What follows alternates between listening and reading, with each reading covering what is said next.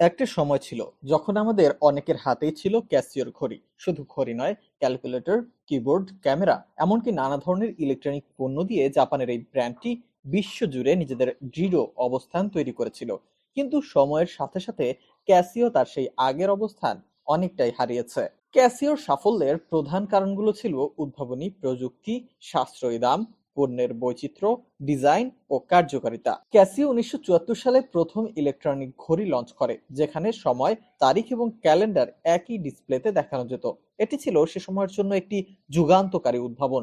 এরপর ১৯৮৩ সালে আসে তাদের সবচেয়ে বিখ্যাত পণ্য, জি শক। এই ঘড়িগুলো ছিল অত্যন্ত টেকসই, যা শক প্রুফ এবং জল বিরোধী ছিল। এটি তরুণদের মধ্যে ব্যাপক জনপ্রিয়তা লাভ করে। ক্যাসিও তাদের পণ্যগুলো এমন দামে বাজারে এনেছিল যা সাধারণ মানুষের হাতের নাগালে ছিল। প্রিমিয়াম ব্র্যান্ডগুলোর তুলনায় সাশ্রয়ী দামে উন্নত প্রযুক্তি এবং ডিজাইন দিয়ে ক্যাসিও খুব দ্রুতই বাজারে বড় একটি অংশ দখল করে নেয়। ক্যাসিও শুধু ঘড়ি নয়, তারা calculator, digital camera, electronic piano, এমনকি হ্যান্ডহেল্ড টেলিভিশনও তৈরি করেছে। তাদের এই বহুমুখী পণ্য সম্ভার তাদের একটি বৃহৎ গ্রাহক শ্রেণী তৈরি করতে সাহায্য করেছে।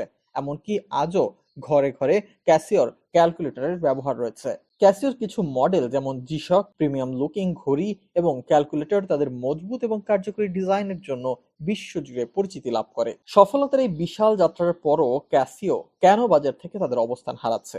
এর পেছনে রয়েছে বেশ কিছু কারণ।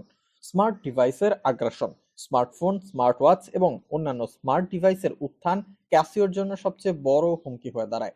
মানুষ এখন তাদের স্মার্টফোনেই সময় দেখে, ক্যালকুলেটরের কাজ ছাড়ে এবং ছবি তোলে। ফলে ক্যাসিওর একক ফাংশনের পণ্যগুলোর প্রয়োজনীয়তা কমে যায়। অ্যাপল ওয়াচ, স্যামসাং গ্যালাক্সির মতো ওয়াচের স্মার্ট ওয়াচগুলোর স্বাস্থ্য ট্র্যাকিং, মেসেজ পাঠানো, কল করা সহ নানা সুবিধা দেয়। এছাড়া একসময় ক্যাসিওর ডিজাইনগুলো আধুনিক এবং আকর্ষণীয় মনে হলেও বর্তমান তরুণ প্রজন্মের ফ্যাশন এবং প্রযুক্তির কাছে স্মার্ট ওয়াচ বা অন্য ফ্যাশনেবল ব্র্যান্ডের দিকেই ঝুঁকছে। ক্যাসিওর জি শক সিরিজ এখনো জনপ্রিয় হলেও সামগ্রিকভাবে তাদের ব্র্যান্ডের আবেদন অনেকটাই কমে গেছে। ক্যাসিও তাদের পণ্যের উদ্ভাবন এবং মার্কেটিং এ অন্যদের থেকে পিছিয়ে পড়েছে। অ্যাপল, স্যামসাং বা অন্যান্য ছোট প্রযুক্তি কোম্পানিগুলো তাদের পণ্যের জন্য যেভাবে বিজ্ঞাপন, ডিজিটাল মার্কেটিং এবং বিনিয়োগ করে, ক্যাসিও সেভাবে করতে পারেনি। মোট কথা, সময়ের সাথে তাল মেলাতে না পেরে হারিয়ে গেছে এই পরিচিত ব্র্যান্ডটি।